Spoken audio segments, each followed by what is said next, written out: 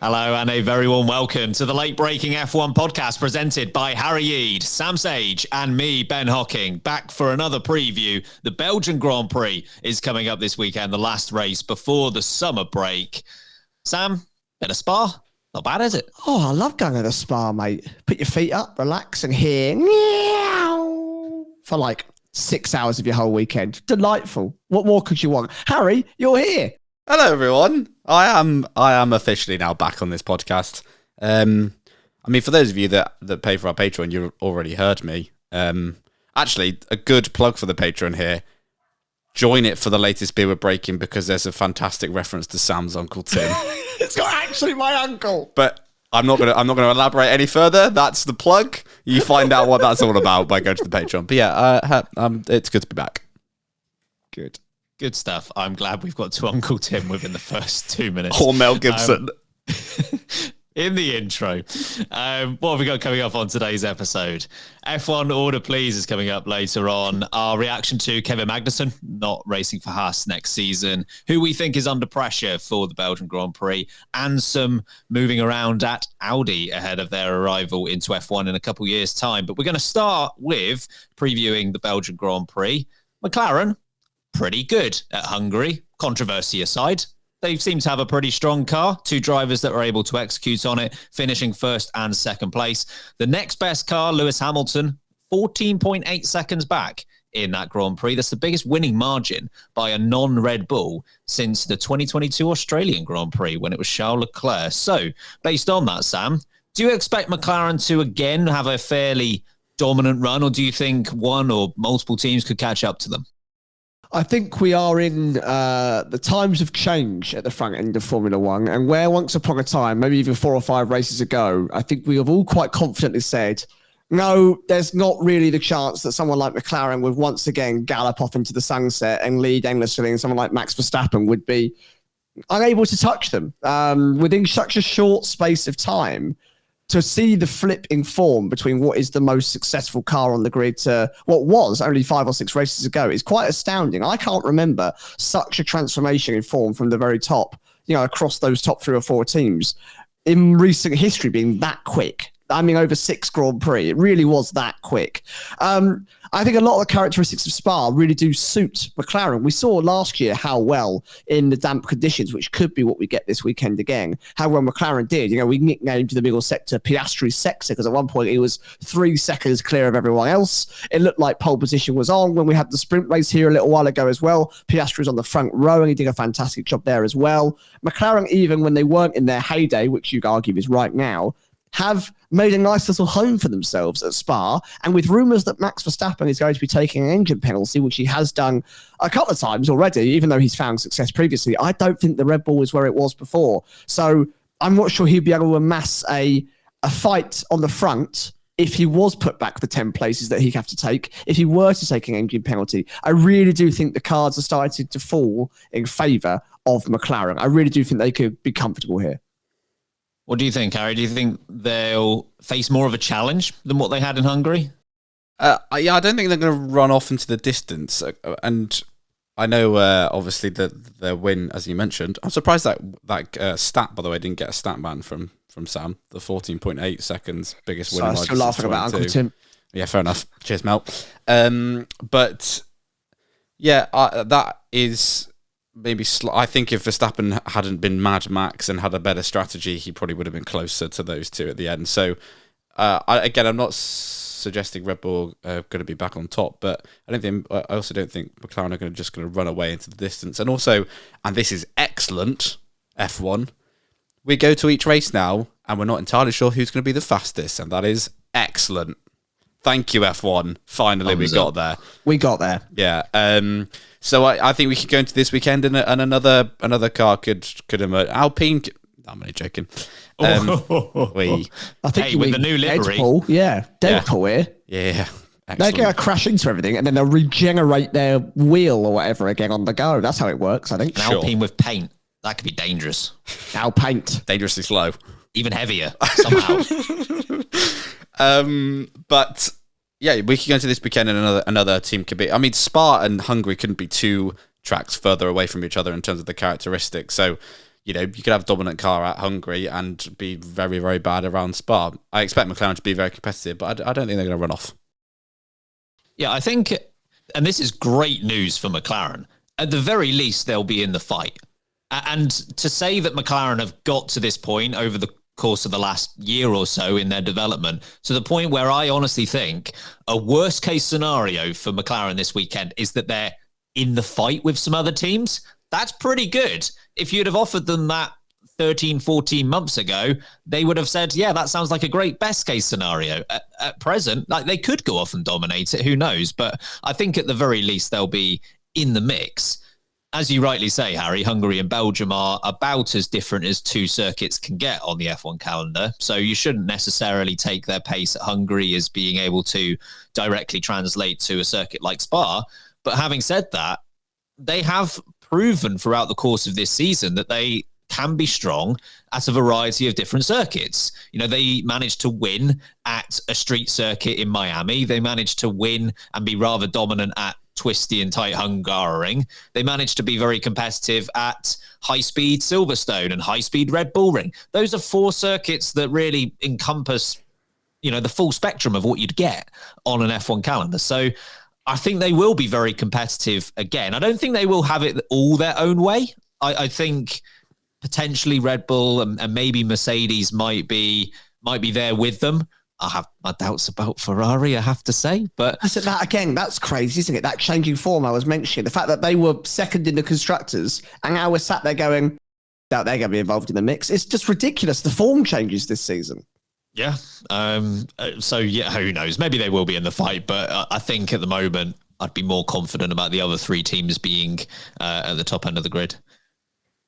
In terms of Red Bull, Sam, you touched on this just a minute ago, but do you think that they will be able to fight back? And do you think, as you referenced, there might well be a 10-place grid penalty coming for Max Verstappen? It's not confirmed as of time of recording, but equally, it seems pretty likely that will happen. Do you think that's a good move? They seem to have enjoyed taking a penalty here previously. And if it works for them, why not carry on with that trend? I mean, yes, they're not the most dominant car that they were, unlike last season, but I do think it's logical. I think somewhere like here, Silverstone, Monza, they're kind of the 3 places that I'd look at and go, if you need a place that you're going to get overtakes done, it's a pretty solid chance that you're going to get them done. And I think whilst that Red Bull might not be dominant in its form anymore, I do think a track like Spa is really going to suit the characteristics of that Red Bull. You heard Lewis Hamilton in the cool-down room after Hungaroring when he was talking to Lando Norris, and he was watching the replay back of the Red Bulls, and he commented quite explicitly,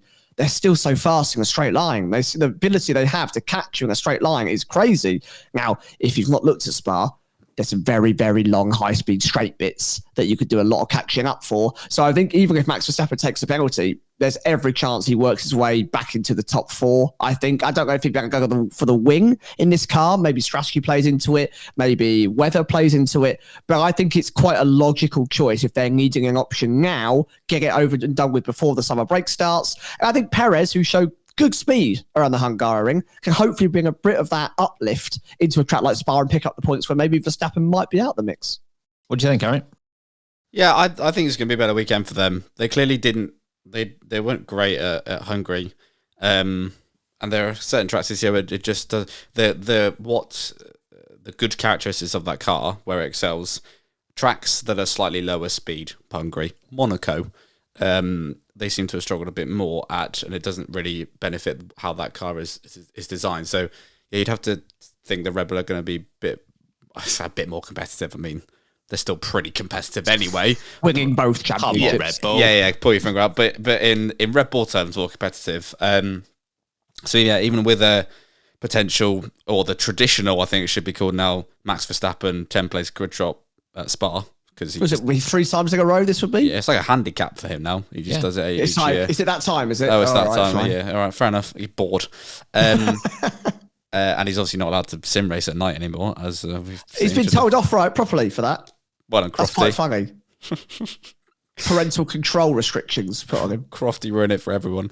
But yeah, you'd think that the Red Bull are going to be a bit more competitive here. Because last race, only Verstappen had the upgraded Red Bull. Have they both got it this time? I believe so. Yeah. I'm not 100% sure, actually. I guess it's only been a week, right? So yeah, maybe not. You'd think so, but anyway, let's see. Let's see if that does benefit them. And obviously, with a fresh motor in the back of his vehicle, potentially, I'd suggest that he's going to be pretty competitive.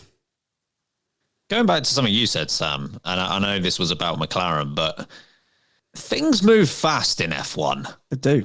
I mean, and not just the cars. I was going to say that's a good. Put it on the poster. The cars move fast, but the paddock seems to move just as fast sometimes. Mere months ago, everything was swell, right? It was all hunky-dory, to use a very excellent term. Fantastic phrase. At Red Bull. Everything was great. And look, I mean, they obviously kicked off this season with a lot of controversy with Christian Horner's inappropriate actions. And I remember saying at the time that I think down the line, obviously, Nui's now gone. Down the line, it was going to have some sort of negative impact on track. Like the off-track turmoil would eventually lead to something going wrong on track. I didn't expect it to be this quick, because Red Bull, to me right now, they reek of a team of desperation, which sounds incredibly weird for a team that's leading both championships. But just look at everything that's going wrong. I mean, I don't think they know what to do with that second seat. I've got to be honest. They'll make some sort of call at some point, I think, whether it is just as they've done it in terms of Perez's contract. But I don't think they know what to do. Adrian Newey, as referenced, he's on the way out. Verstappen is clearly quite annoyed. And we joke about the sim race. The sim racing thing, it's McLaren over their shoulder. It's not nothing, the fact that they've put a stop to that. Again, it was something that he was doing earlier this season, and it was absolutely fine when he was winning at Imola. That's no longer the case. And the upgrade that they brought at Hungary, at least at Hungary, it didn't really work. But it was meant to be for Hungary. It was a downforce improved upgrade. That's the shocking thing. Well, I mean, but the thing is that upgrade wasn't supposed to be at Hungary at all. That upgrade was planned for Zandvoort after the summer break. They brought that upgrade 3 weeks early and only on one car because of time restrictions, you'd have to assume, because they are feeling the pressure from their competitors. I don't know. This team at the moment, it feels like they need to get their act together. Again, it sounds really weird as a team that's winning both championships, but I'm not liking a lot of what's going on there at the moment. No, I agree. But speaking of a man that does have his act together, Max Verstappen, have you seen the video of him naming every single breed of cat? What? No. Yeah, right? You wouldn't think it. Man knows every single type of cat off the top of his head. It's weird. They show him a picture. He's like, that's a Bombay Blue. And he's like, that's a British short hair. It's like the ears are folded, Scottish short hair. So what? Max Verstappen, expert on felines. I like that there's a cat called the Bombay Blue. That's an excellent name for it. There is one called the Bombay. I think it's Bombay Black, actually. I'm probably going to be crucified by cat fans. Still good. Max Verstappen's going to be fuming at you. He is. He's going to come for me. He got one wrong and he was livid. Wow. I don't know where to go from there. Excellent segue. It's good content. It's good content. Brilliant. Regarding the penalty that he probably will have this weekend, by the way, this is related to the ICE very specifically. You're only allowed 4 ICEs per year. Verstappen has already used all 4. So at some point this season, he is probably going to have to take that penalty. As already mentioned, it seems to make sense to do it as a track like Spa, where you can make that ground back up in the race because of the relative ease of overtaking. So I think it makes sense to do it. Of course, the worst case scenario is if it doesn't last this race and you have to take the penalty at Zandvoort, that's a far tougher prospect than doing it at Spa. The last couple of years, as Harry says, should be honoured for him now, this, the illustrious penalty. He started 14th in 2022. He won the race. He started 6th last year, which was a 5-place grid penalty. He won the race. I'm with you. I'm not sure whether he's going to find the same success again, given how the rest of the field has caught up. But I will say this, and I don't like to put tinfoil hats on or anything. There are 2 other drivers on the grid that have also had 4 ICEs so far this year. Who they be, Ben? They be Daniel Ricciardo and Yuki Tsunoda. I think they should take a penalty, just get them out the way. I'm backwards. I don't think they would do that. But, excuse me, coming through. That could be 2 positions right there that you can make back up. But that's the nichest reference I think we could ever make on the podcast. Yeah, I think so. So niche that Ben didn't even back reference it. So that's No, I'm not even going to bother with that. that's a bill breaking explanation coming up. Should we do some bold predictions? Yeah, go on.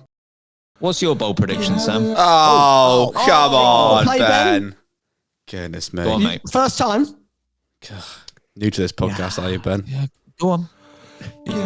Sam, what's children and listen to my song about my F1 bold predictions and how they'll all be wrong.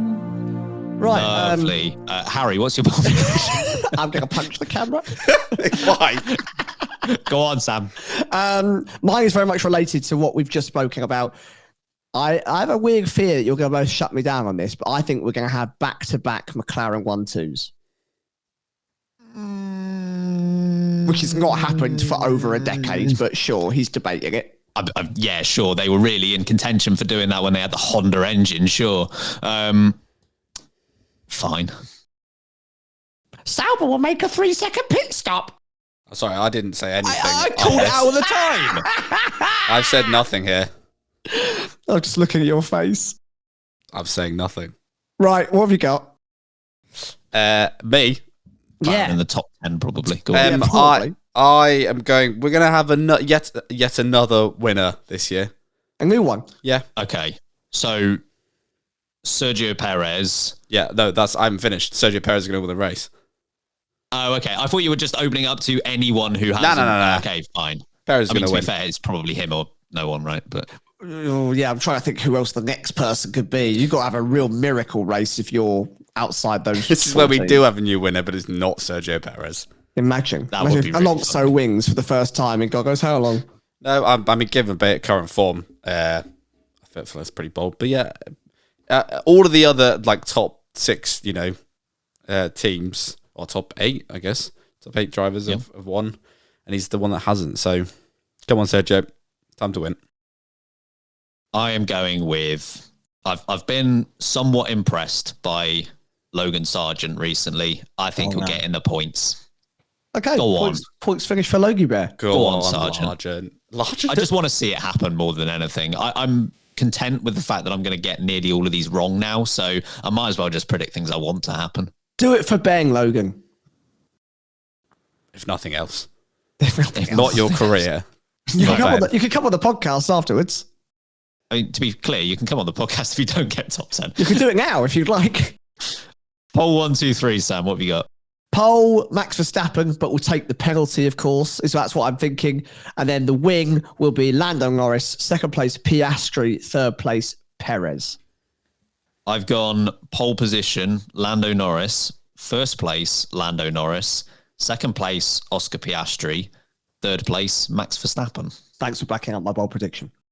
Yeah, I didn't think it was bold, so I didn't say it. Fine by me, mate. Points Harry. that comes to me at the end. Goodness me. Pole position, Lando Norris. The win, Sergio Perez. Second will be Norris. And then third is going to be Max Verstappen. Very interesting. In your world, penalty or no? I mean, Ben had him on the podium as well. But yeah, I think even with the penalty, you could get back there. Just like saying the question, penalty or no? So we think Mercedes and Ferrari are in the mud then? Yeah. I just think Merc are going to sit 4th and 5th. Great. Congrats to Lewis Hamilton on the win then. We'll take our first break on this episode. On the other side, we've got a chat about Andreas Seidel and the Audi program. Okay, everyone, welcome back. Firstly, congratulations. The news for this came out before we started recording, so we like this news. Andreas Seidel, we like any news depending on its timing, all right? Not the content of the news. Andreas Seidel, who joined Audi from McLaren to be CEO of its F1 team, has left the project in a move that, at least to me, sounds team-driven. The board representative, Oliver Hoffman, has also now off the project. They're overhauling the structure of their team because ex-Ferrari man Matteo Binotto is joining as Chief Operating Officer and Chief Technical Officer. Sam, before we get to Binotto's hiring, let's just focus on the Seidel part of this news. Are you surprised that he's out? Yeah, I am surprised he's out. But actually, when you look at how it's been going, it's not an absolute shock. I suppose Audi are not expecting the world of this current Sauber kick variation of their team, but they will be invested in the direction it's moving in. And if they think that the technical direction that the car is being developed into and the findings that are being taken from how the team are progressing are not to their liking, well, at the end of the day, they are the future parent company of this whole outfit. So they're going to think, well, you can't get it right now, and you're not putting the places in the right position now. We're not seeing the steps taken forward now. Then, right, we're going to get you out of the way. Now, I'm assuming it's car related, development related, and not the fact that, Seidel, I think, was the lead representative for the Hulk purchase pickup as part of their driver line, because actually that was a very positive move for Audi. I think in his current form, that makes a lot of sense, and it's a good steal for Audi. But it looks like, in terms of understanding the car and development, Seidel seems a little bit clueless, and he didn't really seem to make a massive impact at McLaren either when he was there previously. So I don't think this has been led by Binotto becoming available. I think this has been led by them not being happy with progress and going, who's available on the market that we can get our hands on. You surprised, Harry? I am surprised because they haven't even run as a team yet. I know Sauber's kicking about on the grid, that in the green toaster. Good one, Harry. Nice, I didn't mean to do that. But it's a surprising one. And to your point on Seidel at McLaren, look, I'm not going to say it's all down to him. It's not at all. But I'd say a good chunk of the success they're having right now, I wouldn't be surprised if a lot of that is down to him. Because Andrea Stella, I'm a big fan, but he's picked up the reins here pretty to a team that's done a lot. I'm not saying he's not been involved, but I think Andreas Seidel probably deserves a bit more credit, or some credit that he's not getting for McLaren's upturn in fortunes. But anyway, I still think you'd at least give them a chance to turn a wheel before getting rid of them. Savage that he doesn't get to actually be part of the team. Yeah, and replace him with Mattia Binotto, who is, look, he's a very clever man, great at engines, but I think the reason he got kicked out of Ferrari was because he wasn't a great team principal. So they've put him in team principal position, which I don't know. Not just team principal, apparently. Well, big boss man position. All of the positions. Yeah, it's an interesting move, but I guess that screams Audi must have been deeply unhappy with the direction that things are going currently. But as I come back to it, I just find that quite difficult to believe. The only thing, and I'll credit my dad for this because he told me it. Peter Windsor, the journalist, F1 journalist, my dad was reading or watching something, went into the Sauber factory one weekend, and may have been a non-race weekend, thinking there'll be lots of a hive of activity because they're getting ready to be Audi, and no one was there. Oh. So maybe that's, I don't know, maybe there's something there in that they haven't made the progress behind the scenes that Audi are hoping for, i.e. employing people. He didn't turn up during the summer break when it got shut down, did he? No, I mean, it was this year, so not yet. Oh, okay, fine. Yeah. And it is the wrong building. It's the shed in the back garden. Yeah. So here. Well, where is everyone? Anyway, that was interesting. It might be absolutely nothing, but yeah, maybe there is something in that behind the scenes, things that haven't been going to plan, and you'd have to say that has to be the reason, because again, why would you get rid of your team principal before he's done some team principling? Not to make us sound old, because we're not actually that old. As surprised as many of you are as when you see our faces, we're not that old. It's a joke. We have seen our fair share in F1 over the years. We've collectively been watching for quite a long time, and nothing should really surprise us when it comes to F1 now. But I am shooker for this. I could not believe this has happened. Drop the shooker. So Andreas Seidel, when he moved from McLaren to Audi, was a major coup. Like that was a big time move for Audi at the time. And of course, he's been working on the program for about 18 months now. And Andreas Seidel came to Audi with a very good portfolio in the motorsport world. Of course, outside of F1, he spearheaded the LMP1 program for Porsche that was highly successful. He moves to McLaren. I think he does a very good job at McLaren. He joins when the team is in 6th place and has scored 62 points. The next 3 seasons with Seidel at the helm, 2019, 145 points, 4th place. 2020, 202 points, third place. 2021, 275 points, fourth place. And yes, that might not be compared to where they are now, but at the time, that was their best 3-season run since 2010, 11, and 12. Like, he was doing something that hadn't really been done at McLaren for about a decade. I think he came in and did a very good job. And to Harry's point, you can probably attribute some of the success to what they're doing now to Andreas Seidel. And of course, as already referenced, he's managed to secure the services of Nico Hülkenberg. Right or wrong, we can make our decisions on whether we think it was a good idea or not to fire him. But it's drastic for a team that is still 18 months away from getting onto a track to go ahead and get rid of someone like this. I appreciate their form right now. I mean, they don't have any, but equally, I just don't think it matters for the overall Audi project. Seidel has been building this team for a year and a half. Everything has been in his vision, his hires. Think of like James Key as an example. He brought that's a very Seidel hire. Like, he brought him alongside to work in the technical division. And now they're pivoting with 18 months to go to a completely new boss to go and do it their way. It sounds to me something must have been going horribly wrong, because at least on paper, this makes no sense.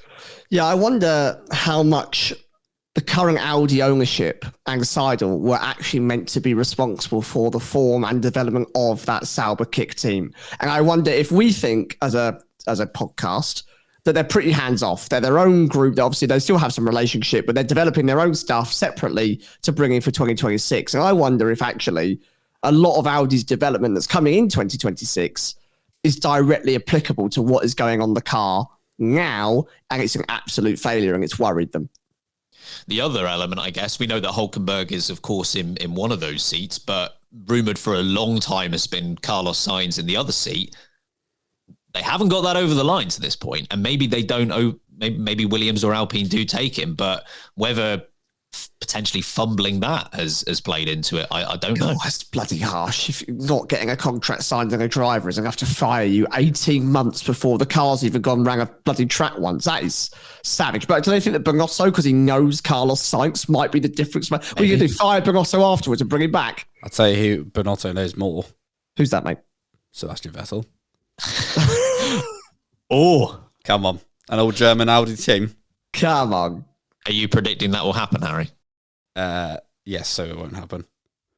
That's a shame. Can you not predict it? Yeah, can you say something else? I'll say, no, it's going to be Fernando Alonso.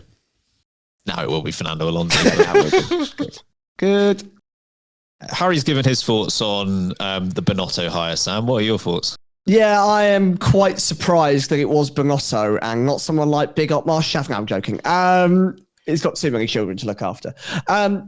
Binotto is an interesting choice. Binotto's engine knowledge is superb. He is so good when it comes to creating a well-functioned, powerful engine that could deliver strong results, strong form. He was quite integral to the Ferrari resurgence that happened in 17 and 18, of course, when they did challenge the likes of Mercedes for a title for the first time in a long time. Obviously didn't amount to anything, but that's not really the engine's fault overall as a concept. So Binotto's had his hands in a lot of engines over a lot of years. He's been around for, 25 years now, I think, in Formula One. It's a long time to be involved in teams as big as Ferrari.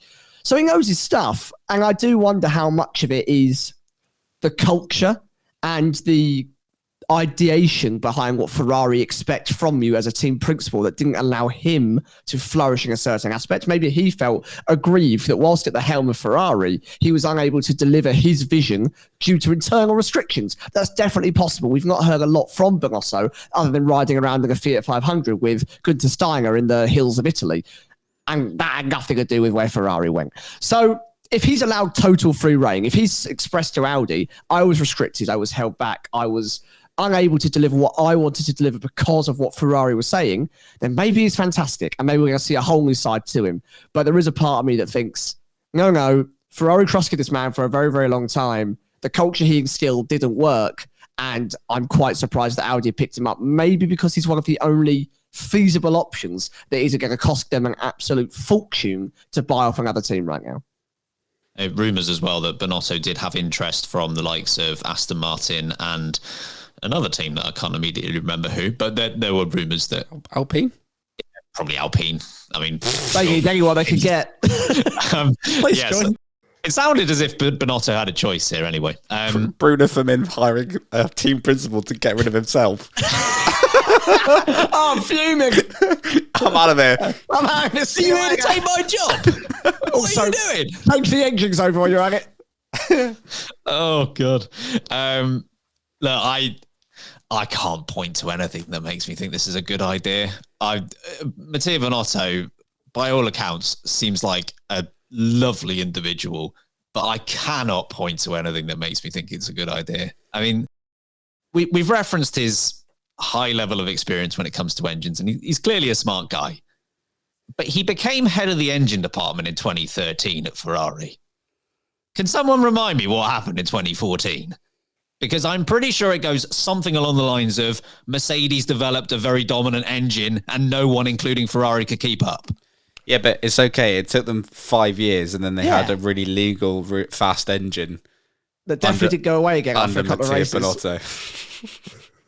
Yeah, well, maybe that's how maybe that's why they hired him. The 2019 Ferrari power unit's coming back. Then he becomes team principal, and I mean, a lot of focus happens on 2022, obviously, because that year was, they were competitive, but equally there was just a litany of strategic errors and communication mess ups to the point where Red Bull were able to walk that year when really they shouldn't have. But that does take away attention from the fact that he also oversaw the 2020 season, which was their worst year in 40 years. Yeah, that was 1980. That was a very bad year. You have to go back 4 decades for the last time they had a year as bad as 2020. And again, seems like a lovely guy. I'm sure he's very smart. But in terms of like leading a team, what have we seen from him? I hope he proves me wrong, but really great hair. It is actually really strange that in 2019 they had a really fast, really legal engine, and then in 2020 they had their worst year in 40 years. Isn't that strange? That is an odd one. Nothing comes to mind though. No, that's just coincidence. Yeah, I'm not going to be able to piece this one together, I'm afraid. I can't work it out. I know you gave some rough thoughts on Binotto, Harry, but do you have anything further on him? Not much more than what you said, but it's his track record as I said, a team principal. He wasn't that good at team principling. He was very good at what he did further behind the scenes in F1. And look, this is a guy who was, I've seen this video do the rounds a couple of times, but it's like Michael Schumacher doing like a tour of the garage, and this is like 2004 or something, and he goes up to this guy, and it's Matteo Binotto. Like he was at Ferrari for a long time, and through some very strong periods of success, and there's no doubt of his input in that. And again, when they were winning in 15, 16, 17, 18, they didn't win in 16. Delete that one. But anyway, he's not overseen, but he was part of some big success for Ferrari. But as a team principal, yes, there was success, but he just, when they should have won championships, they didn't, or a championship, but they didn't, 22 being the biggest one. As you say, they had some terrible years. So his track record as team principal isn't great, and maybe it will change it. Maybe, as you said, Sam, there was more to behind the scenes that he couldn't do at Ferrari, but I have my doubts. Understandably. But who knows? If Audi are going to be that team, maybe we'll have another team principal. Otmar might be team principal by the time we get to, first race of 2026. So watch this space. He'll be back at Alpine. Can you imagine? Well, I mean, all of his other 9 offspring would have taken over the other 9 teams. Otmar Armin unite. No, they'll be the pit crew. Oh, of course, they need it. We need someone on tyres. I do. Do you think with him doing almost double duty of COO and Chief Technical Officer, do you think he will actually hire someone to almost fill in as in the team principal? Because it feels like he might be a bit stretched otherwise. I mean, maybe that's what he said. He said, actually, I don't want to do this because I'm not very good at it. Let me hire someone to do it. Andreas Seidel. I know a guy. Psych, got him. It's a massive punk on Audi. They ring it together in cahoots. Yeah, I mean, it's something that we've seen, elsewhere in F1. That would be a lot for him to do. A bit like a Stella Zach Brown almost. Yeah, exactly. I was going to reference that, and I thought maybe it's actually slightly different, but yeah, it is, isn't it? Zach Brown, who's not the team principal, he's like he's the big boss man, marketing man. CEO. But putting in everyone in, putting all the pieces of the jigsaw together to allow for success, and it's worked at McLaren. So maybe that's what they're hoping for at Audi. Shall we, before we go to our second break, do an F1 fantasy update? Yeah. Sam, you're always more enthusiastic about these segments. I knew I was having a bad week, okay? It's fine. I'm all right. Well, thank you to everyone who's joined the league, because we are now up to 1,601 teams at time of Beef's update. So thank you very much to all of you who've joined since the last race. At least in terms of that Grand Prix, the Hungarian Grand Prix, 319 points leading the way was F1 FL 941. Catchy name, big score. Love your work. Top 3 overall, though. So we've still got Nice Guys finish first, leading the way. It's All Gone Wrong is in second, and Team Austrian Anthem is in third. Well done to all 3 of you for your continued success in our league. But what about the 4 of us? Because after a long time, there has been a change at the top. Thank you very much. Very, very much, Oscar Piastri. I appreciate your work. And thank you, Lando Norris, for giving him more points. 258th. I've managed to go up 110 spots on last week. So after a few rough weeks, I'm back in the 200s. Sam's just behind. He's dropped 14 positions to 284. Oh, that's all right. I thought it was more than that, actually. I'm pretty level with where I was. You've had a good week. I've had an all right week. I'll take that. It's pretty close. Kirsty's also made progress. Up 28 positions, 469th. Harry. Hold on. There was 1,601 teams in the league, right? You might want to make jokes here. Right. Harry played a chip this week. Oh, yeah. You must have flown up the list. Yeah. Don't you worry, guys. What chip did you play, mate? Hang on. I'll check. Ben, do you know? Ben, do you know? The somehow score negative points chip. Oh, yeah. Somehow that must be rubbish at the game I chip. actually think... How do you... Hang on. Please hold. Oh, Christ. We're almost there. Why can I only see up to Canada? Hang on a second. Is that the problem? You've only scored points to Canada. Are you 5 races behind? Hang on. No, I know why I applied. This is ironic. The no negative chip. No. That doesn't work. You're now 1,467th. Yep. Yep. My team last week was no negative chip, Lando Norris as a ×2, Russell, Leclerc, Hulkenberg, Ricciardo. Did any of them actually score negative points? So did your chip actually matter at all? Oh yeah, that's true. And what teams do you have right now? Yeah, I had Williams and Haas. That wasn't great. I might want to get a better constructor in there, mate. Yeah. So I had, that's my best week since I don't know. It's best week he still went down. That's my best week since China. I still went down. Are you Sauber? I'm just going to, of course, leave that. If you want to join and try and beat the 3 of us, well, the 4 of us. No, the 3 of us, you, me, and Kirsty. Yeah, that's what I meant. Harry's a given. Then you can do. All of the details are in the description to this episode. Let's take our second break on this episode. On the other side, who or what is under pressure? Okay, welcome back, everyone. Under pressure for the Belgian Grand Prix. We do, as always, have some Discord submissions that we will get to momentarily. But before we do, we'll give our own submissions, and we'll start with Mr. Harry Eade. What do you think? My under pressure for this weekend is the team Williams. Score you some points in fantasy. Yes. That would be good for you. Straight line merchants. No, I think the next couple of... Well, not Zandvoort, I guess. Two of the next three coming up should be some of their best, and they need to score some points or get good bunch of points for the team if they want to continue the fight for.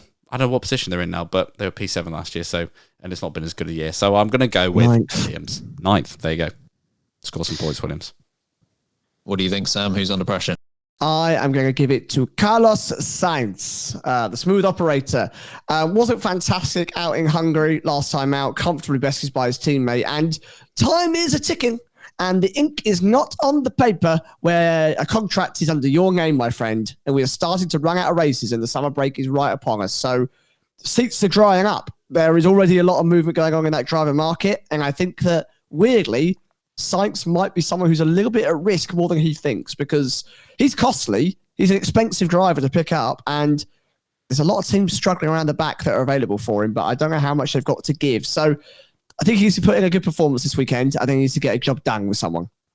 Contract-wise, how long do you think he's got? Like, to the end of the summer break? Does it need to be before that? If I was him, I'd want it done before we hit Zandvoort. Fair enough.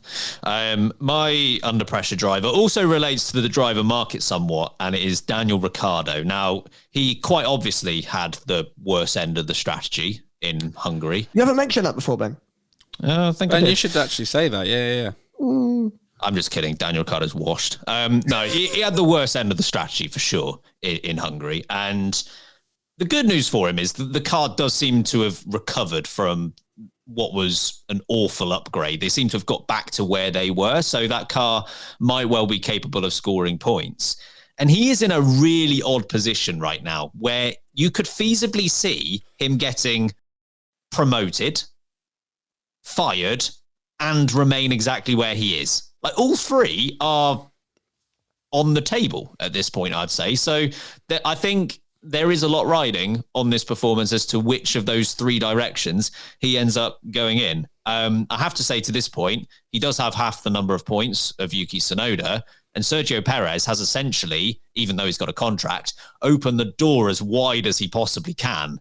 And Daniel Ricciardo, whilst he hasn't necessarily sprinted the other way, he's also not quite walked through that door. It's there. He just needs to take advantage of it.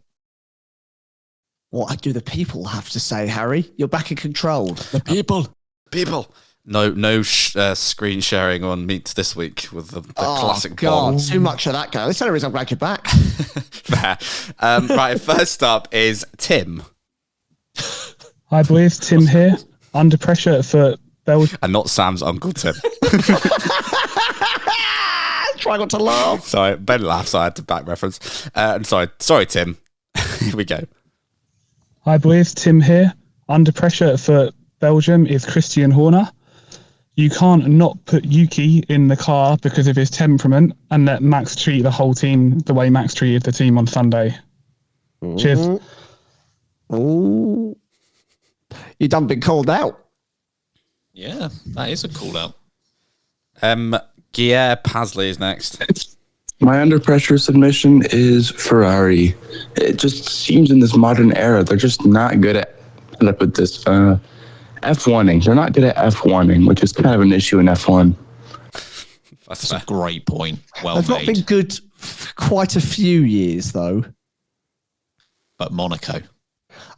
They sold their souls for Monaco. Bungers is back next. It's the McLaren CEO, yeah.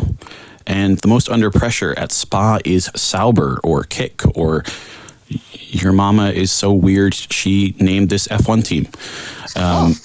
They can't do anything right. Everyone is leaving, apparently. And Binotto's coming in, which is going to be great for them, I guess. So stop being garbage, Sauber. I mean, there's still quite a lot of time, obviously, this season, but equally, every team scored points last year. Every team scored points the year before that. I think you do have to go back to 2021 for the last, and that was Haas, obviously, the last time a team did not score a point in a season. So, do with some at some point. Just one, please. One, please. Beef is next. Hello. Hope you're all well. Live update. I went on a pub crawl on Saturday and I didn't pass away, so that was good. Great news. I have to do like a full week at work this week. That's crazy. I love a 4-day week. not a 5-day week, and I've got to do that. Oh, I'm having a special assessment done at work to see if I'm special. The answer's yes. I already know the answer. Under pressure, Checo. How have both Ferraris, both McLarens, both Mercedes won before you? Okay, bye. Special beef. Monday to Friday beef. Dolly Parton beef. Working Monday, Dolly beef is the one. Next is Bristol Liam. All right, lads. 2 things under pressure this week. Number 1, McLaren do a win that isn't weird. And number 2, my pilot, because I'm going to Lanzarote tomorrow. So I've actually got a pack. So I probably shouldn't be doing this. Cheers. Have a great The pest holiday, from Liam. Southwest is flying further afield. Well, as we record this, I guess he's there because he sent that yesterday. I hope you may get there, Bristol Look Liam. out Lanzarote. Goodness me. Next up is Stick Figure. Congrats to me. I'm now officially declaring myself a longtime listener. Under pressure this week has got to be Spa. You have to give us something to remember while we struggle through the summer break. Under pressure is also husband and I as we attempt a Belgian waffle in the shape of the track. Wish us luck. Cheers. How are you going to do that? Send us a photo Yes, we immediately. need to see that. I'd like to know what the threshold is to become a long-time listener. You have to have been listening since 2018. Oh, God. Oh, God. Even I don't want to be that. Yeah, fair. It's a good point, though, on the belt, because we've had such a good run of races. It would be a bit weird if this one was a proper stinker, and then that's the thing we remember going into the summer break. I think this season's turning into a bit of like a sleeper banger. Like, I think it's becoming pretty good. We've had 7 different winners. I know. I was there. Yeah, that's what I meant. But like, it has just like low-key been bubbling along. We're like, oh, actually, we talk about 2012. I know that was the first 7 races, but still. Yeah. 2012, it's 7 different winners. We've got 7 now. Finally, we can move on from 2012. I'll never move on from Only that. every multiple of 12 gets this, though. Good. Damn. 2036, here we come. Chucky the Ducky is next. It's Chucky the Ducky here from Northern Virginia, USA. My under pressure this week is Max Emilian Verstappen, who since Spain has won 0 races but caused 2 crashes. Max has one last chance here before the summer break to turn things around and regain some momentum. Also, I just learned that Max's middle name is Emilian. Very clever. Folks, make sure to subscribe on Patreon. Very much worth the money. Thanks, guys. Legend. Is it actually a million? Yeah.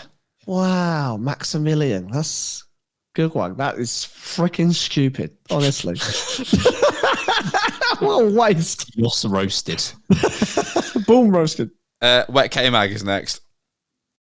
It's Gene Haas's close personal friend, or so I thought, Wet K-Mag, going through a bit of an identity crisis with the news that I'm no longer with the team. Yeah. My under pressure for this week is gotta be Dry K-Mag. Go get the rest of those penalty points. Get a race ban, son. Yes. Love the podcast. Join the Patreon. Boxall's face. What if it rains? No, Does no. Dry K-Mag just not make an appearance then? It's deeper than that, Ben. Oh, okay. I'm taking it too literally. Yeah, it's not a Concept, physical wet or dry, yes. It's philosophical understand. moistness. That's what we're talking about here.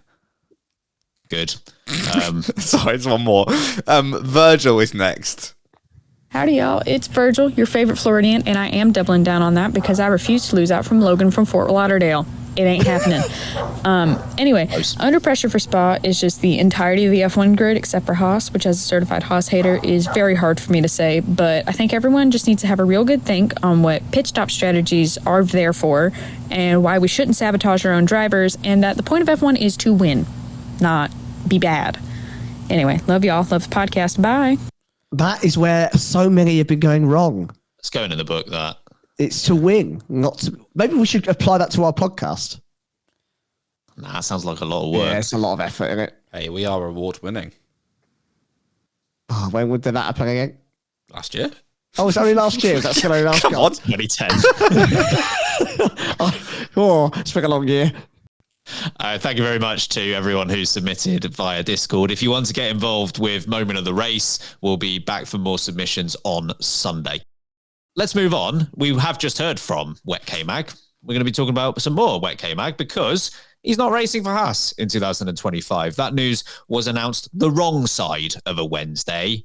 Bad Haas. But we've decided to talk about it anyway.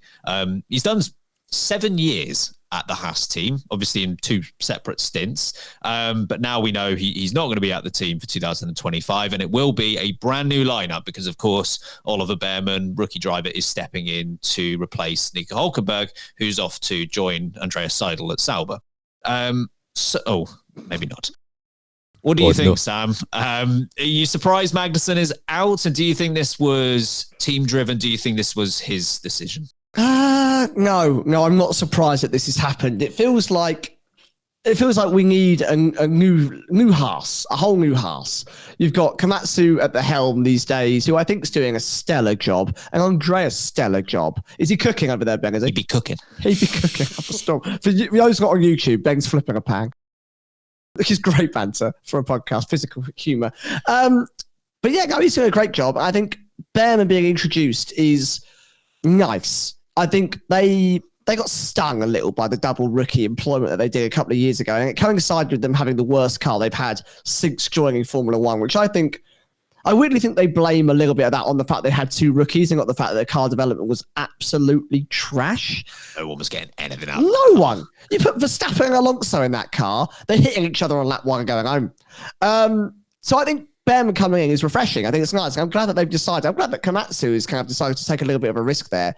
I think it's good that Magnussen is moving away. He feels very much like he's checked out a little bit. We've seen with the slightly chaotic energy, so box office. It's like he went to bed a little bit and went, I think a sequel, Magnussen 2, and we're going back in at number 1 on a Friday. And he brought it, and then it very quickly teetered off again when he realised that if he does anything naughty, he's going to be out of a seat for a whole race. But I think he's ready to move on. And little plug here, later on after this, we're reviewing our classic Grand Prix for Patreon. We did the Bahrain 2014 Grand Prix, which Magnussen is in the McLaren for.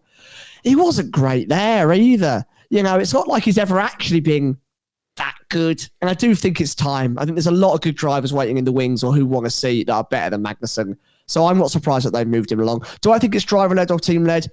I think he is checking out, but I think it will be Haas that are gently pushing him through the door in a polite and nice way because he's been a loyal servant relatively to the team. And he came back, obviously, after he was kicked out the first time. But I do think that they've gone, it's time for change. It's time for something new. We're on the up. Let's try and do something different. I think it's the right call. Were you surprised at the news, Harry? And again, where do you think this decision has come from? I don't think I was surprised at the news, but cause I guess it's kind of been touted for a little while. But the decision, a part of me really does think that this was more driver-led than team-led. And I'm not saying it wasn't a mutual decision in the end, but like we've said already, and you just said, Sam, KMag just seems a little bit checked out with F1. I think he'd just like to go and race somewhere else, as you said before, Ben. But the fact that he is checked out, I think, means that maybe Haas were like, well, fair enough. We'll go off and find someone else. But I think if KMag was checked in and still invested and wanted to stay at Haas, I could have seen them taking him on for another year because for a bit, I know Haas love a bit of consistency or just 2 rookies, but you don't have to do that, Haas. Storage unavailable.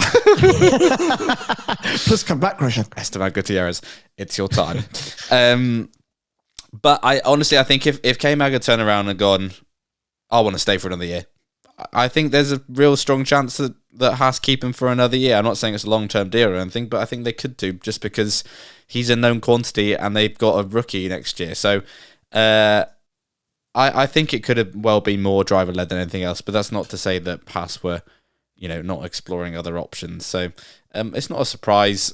I hope KMag does deliver some box office before he leaves. But it does seem, maybe he's a bit over F1. Just to throw something into that final point you made there, Harry, Komatsu, in his statement after the decision was made, was quite clear that he would be willing to keep working with Magnussen from next season onwards in some capacity. So it doesn't sound like if Magnussen at least wants to stay connected with the team, that Haas are completely cutting ties. He's definitely lost the race seat, but equally, I think the team is open to still working with him, whatever that might look like, which I think is quite telling that this wasn't at least 100% team driven. Like a testing role, do you think? I don't know.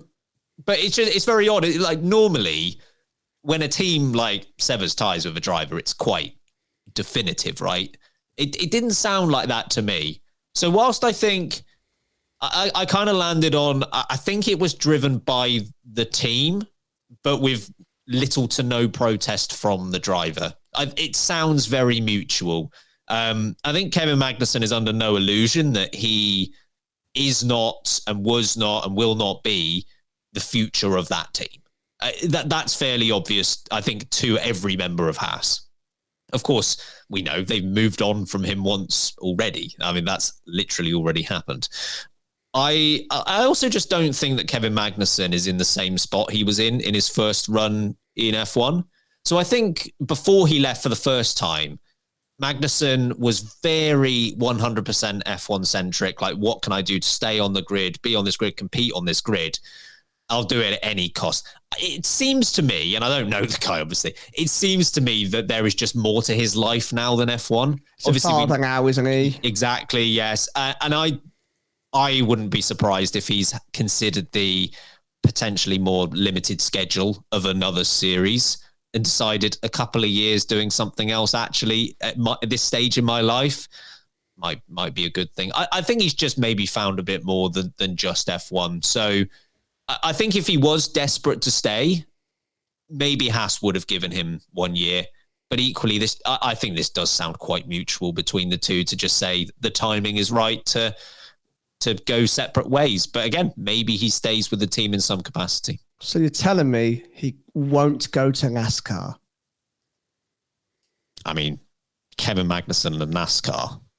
It sounds quite literally like heaven.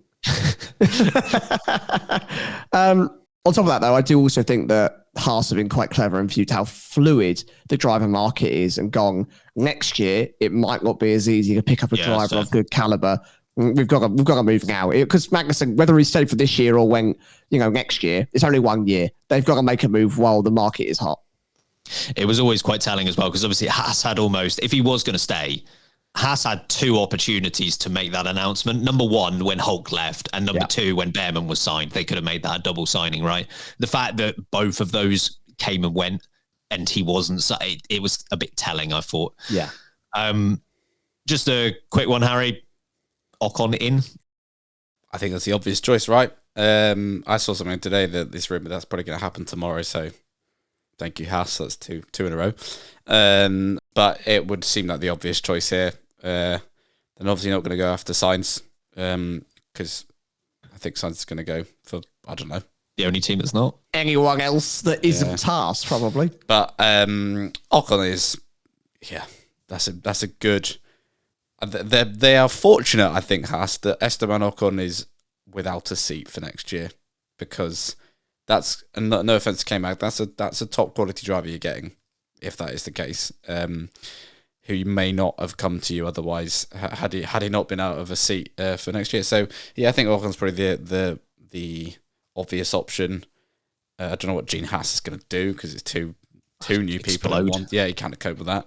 And it won't. They'll have done it. They'll have got an experienced driver and a rookie. It's doable.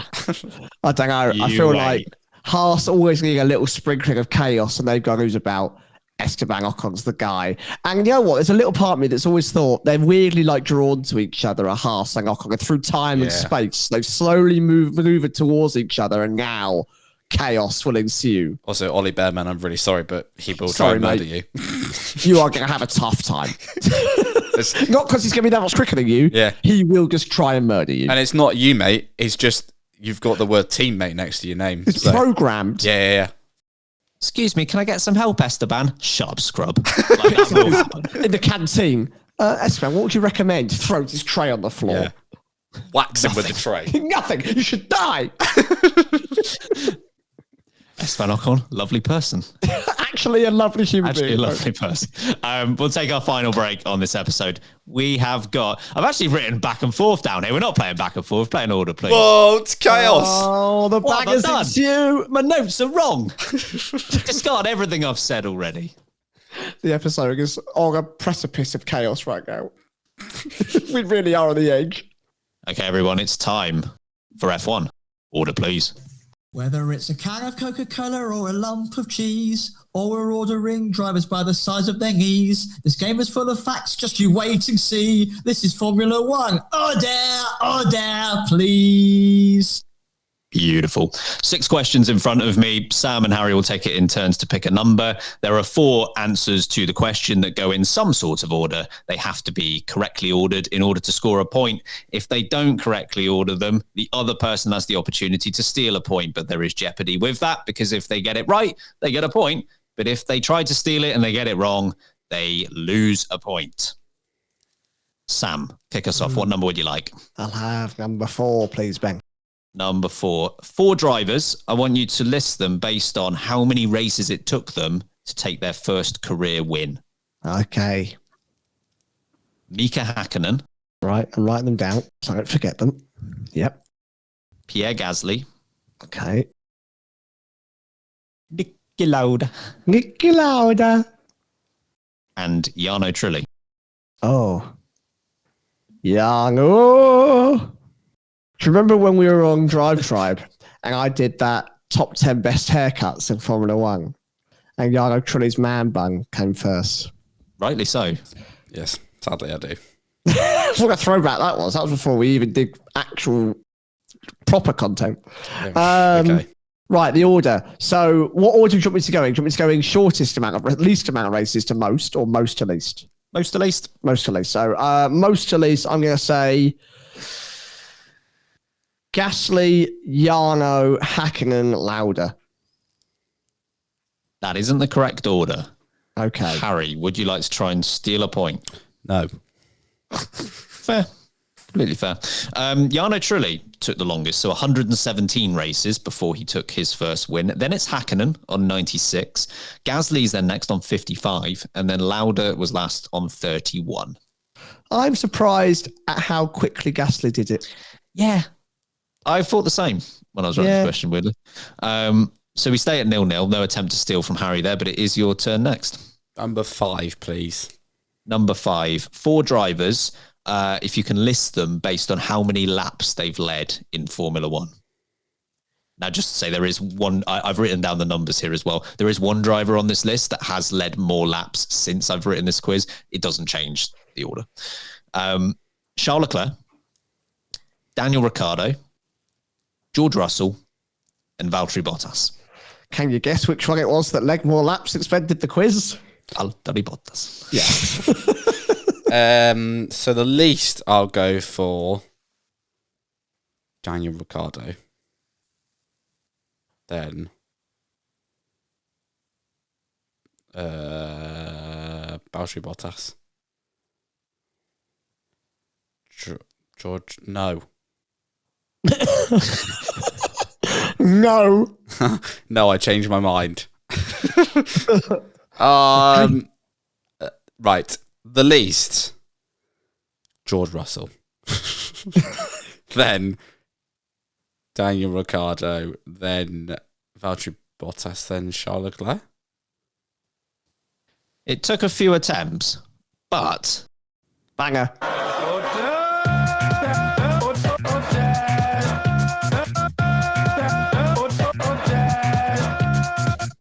Oh, yes. It's good to hear it again. We're all going to be at the same party on Saturday. I very much hope that song makes an appearance at some point. It's not on Spotify. Do you mean it's not on Spotify? I'm sure we can access it somehow. It's my party. We'll work it out. Yeah, so Russell, as of time of writing this, had 194 laps led, but obviously that's a larger number now. Daniel Ricciardo, 340. Leclerc and Bottas very close, but Leclerc's 740 was first, and then Bottas' 728 was second. Which means we're at 1-0. Sam, back to you. Number 2, please, Ben. Number 2. 4 drivers. I want you to list them based on how many times they won for Williams. Jackie X. You'll be glad to know he's not on this list. Oh, thank God. Okay, first one. Thierry Boots and Cats. Oh, yes, another great game in F1 history. Jacques Villeneuve. Yes. Sure. Damon Hill. Yep, of course. And Ralph Schumacher. Oh, dangerously bad. Okay, let's go. So we've got Ralphie the Mouthy. Also, congratulations to you, Ralph Schumacher, on being who you truly are in the public eye. Got a lot of love for that. Thierry, Boots and Cats. Harry's nemesis. And he likes Damon Hill, doesn't he? Still. Famously, no. And we're doing most wins to least wins for Williams. Yes, please. Okay, let's go. I'm going to say Damon Hill first, as in most wins. Boots and Cats. Harry's nemesis. Ralphie the Mouthy. It's not the correct order. Harry, would you like to try and steal a point? No. Are you sure about that? Yes, I'm you sure. You don't sound it. So you had it right to start with. So Damon Hill, most with 21. Then comes Jacques Villeneuve with 11. Then Ralph Schumacher with 6. Thierry Boots and Cats with 3. You let me down, Boots and Cats. Disappointing. Harry, back to you. Number 1, please. Number 1. So I'm going to give you 4 races. I want you to list them based on when Sebastian Vettel first won there. Okay. So you've got the Chinese Grand Prix, the Brazilian Grand Prix, the Hungarian Grand Prix, the Abu Dhabi Grand Prix. Abu Dhabi. Okay. Earliest. Yep, sure. The Chinese Grand Prix. What was it? Brazil, then Brazil, Hungary, Abu Dhabi. Then Abu Dhabi. Then It baffles me how you remember these things. Well, I might not be right here. My mind is just, you know, Homer Simpson when he has the monkey in his head, just clap. That's me right now. Then Brazil, then Hungary. I've never known someone be more unconvinced and about be being right. Yeah. Oh, gosh. This is what I mean.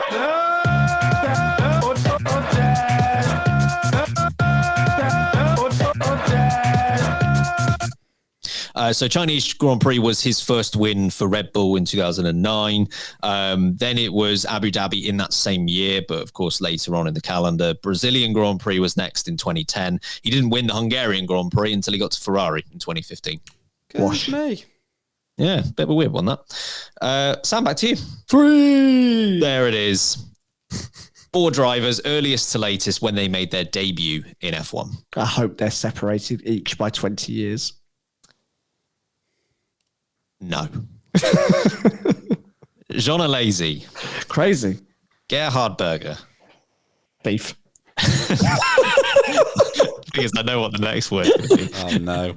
Nigel Mansell. Oh, Dr. Gage! And I know what the next one will be as well. Heinz Harald Frentzen. Oh, go. Not getting into Argentinian. that. Location-based humour. Right. Frentzen. Doctor.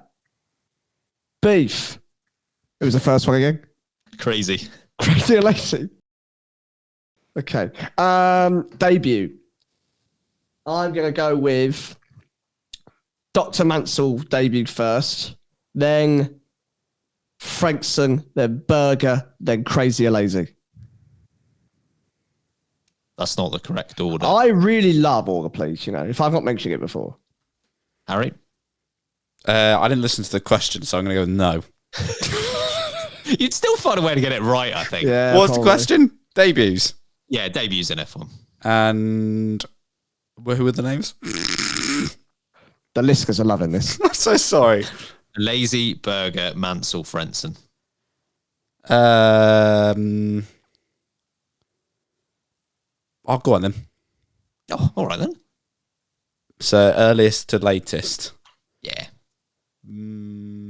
Mansell, Berger, and Lacey Fredson. John Burko's going to have a sore throat. Well, that is quite annoying that I was one off.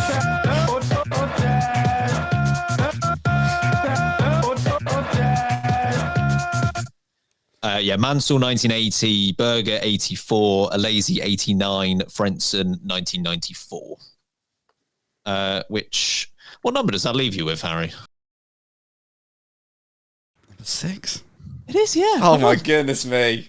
He's on it today. He's back. 4 drivers. Again, I want you to go from earliest to latest. When they were teammates with the immortal Giancarlo Fisichella. Oh gosh, what an honour.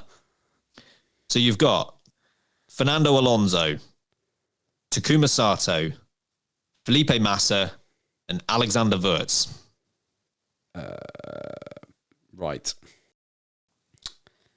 I'll go for Wurz first. Then Takuma Sato. Alonso and who? Oh, Massa, sorry. Massa, yeah.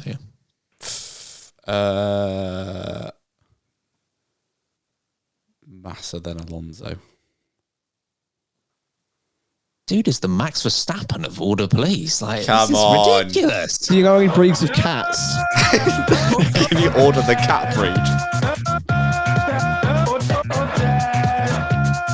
Cheers, You won't be John. able to play this game for a month because John Burko's going to have to rest his voice. That's ridiculous. Yeah, you're right. Alexander Wurz, he was teammates with from 1998 until 2000. Then Takuma Sato in 2002, Felipe Massa in 2004, and then Fernando Alonso for those Renault years in 05 and 06. Harry won that one. Yeah. Thank you. I can cheer you up though, Sam, because I can think of a far better segment than what we've just had. I just going to ruin it with this stupid addition at the end of it, though.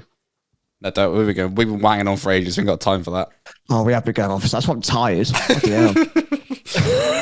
Time for the greatest segment in all of podcasting. It is the LB question of the week. So we asked the question on Instagram and on Twitter.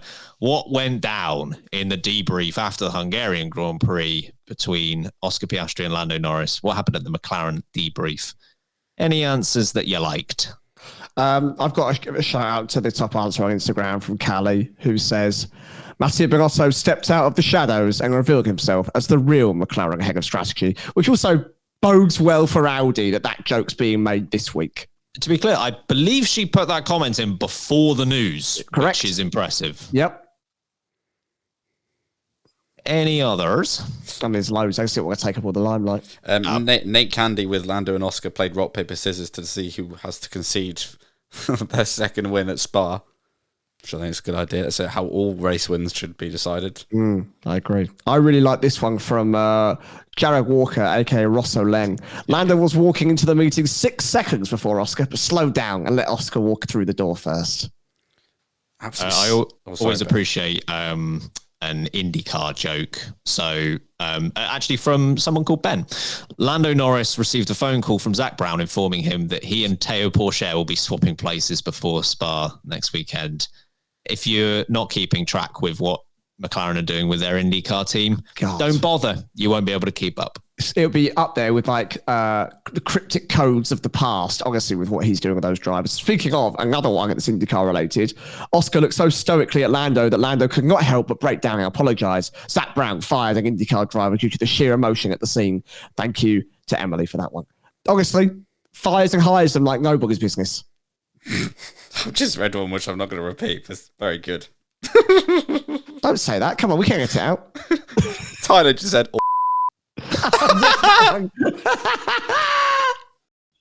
Kirsty can bleep it. Sorry, Kirsty. They made me. Yeah, I don't remember saying anything. We've really twisted your arm on that one. I was under pressure. I had to do it. Colin Jennings says, they shared a papaya, forgive one another, and then laugh at the fact their meeting is so much more pleasant than crowd strikes. Topical. Oof. Big oof. Got one here from from Hamish, and I appreciated this because I love a callback, love an old school reference. I have no idea what the conversation entailed. However, I'm sure it took place over an ice cold potato beverage. My goodness. I forgot that existed. Yep. Photo on Instagram that I'm going to pick up, because again, we have been nattering on, is from Dakota. Nothing, because the team got the time of the debriefing wrong. I'll do one more from Abby, which was they decided that this was all due to them not having a special chassis for their new sponsor and have vowed to release a new one every week from now on, so people stop fighting. No more special liveries. No.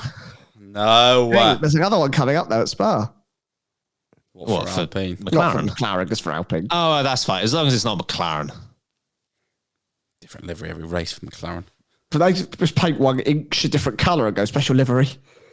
Oh, boy. You're right. We've been nattering on for a while. We are back at the weekend, though. Of course, race weekend. So we've got a couple of episodes. Sam, anything else you want to say? Yeah, folks, apologies if there's some disruption. Saturday, we're all going to be together in fancy dress. So that might be weird. Sunday should be fine. Monday's Power Rankings, if you're a Patreon subscriber, will be coming out on Tuesday, not on Monday, because I have a certain birthday to celebrate, not mine, but I'm not available. That's on me. So just bear with, it's coming, we promise. But thank you for dealing with us. Join the Discord, links in the description. Join the fantasy to beat Harry. That's always fun. It's the one thing he can't do well. Follow us on social media, Late Breaking F1. Watch us on YouTube, Late Breaking F1. Follow us on Twitch, Late Breaking Podcast. That is everything. Thanks for listening. We'll love you and leave you. In the meantime, I've been Samuel Sage. I've been Ben Hocking. I've been Uncle Tim. And remember, keep breaking late. Showing got a Bombay Black. No.